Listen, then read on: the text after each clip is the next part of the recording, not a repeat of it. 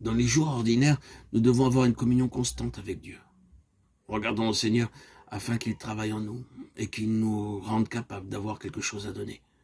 Ainsi, nous pourrons édifier l'Église avec ce que nous aurons reçu. Souvenons-nous que Dieu pourra nous conduire dans nos réunions parce que nous aurons un cantique ou une révélation, quelque chose que nous pourrons partager avec les autres. Comme nous aurons été enseignés par le Saint-Esprit et que nous aurons engrangé quelque chose dans les jours ordinaires, nous pourrons être conduits pour édifier l'Église.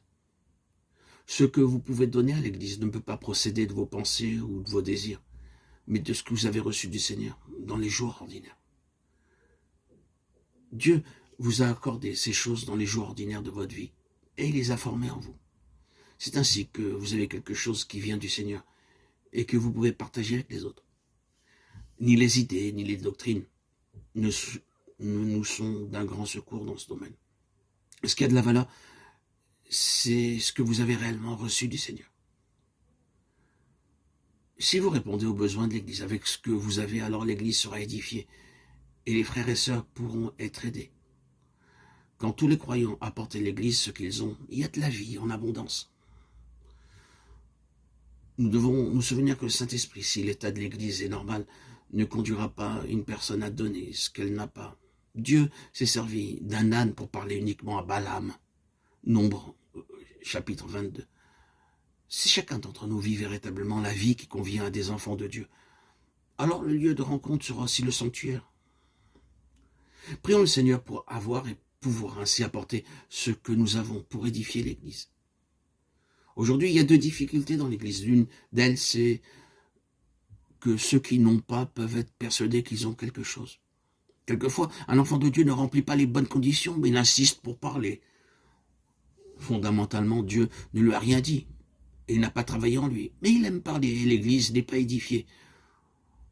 L'autre difficulté, c'est qu'il y en a d'autres qui ne veulent pas suivre la conduite du Saint-Esprit. Le Seigneur a pu parler à beaucoup de frères et de sœurs, mais ceux-ci ont attendu et se sont abstenus de parler. Et l'Église a été privée de l'édification qu'elle aurait dû recevoir. En un mot, en résumé, pour conclure, si vous sentez que vous êtes intérieurement vide, gardez le silence. Si vous devez fournir à l'Église ce qui est utile pour l'édification. À travers ce que vous avez, le Saint-Esprit insufflera la vie pendant la réunion, donnant la possibilité aux enfants de Dieu d'être en contact avec la vie. Quand Dieu met ses paroles en vous, que vous soyez au travail ou marchant dans la rue, vous réalisez que Dieu vous a parlé. Vous devez savoir que ces paroles ne sont pas uniquement pour vous, mais qu'elles sont aussi pour l'Église. Quand vous devez alors apporter à l'Église ce que vous avez. Quand le tabernacle fut dressé dans la période de l'Ancien Testament, le peuple offrait à Dieu son or et son argent.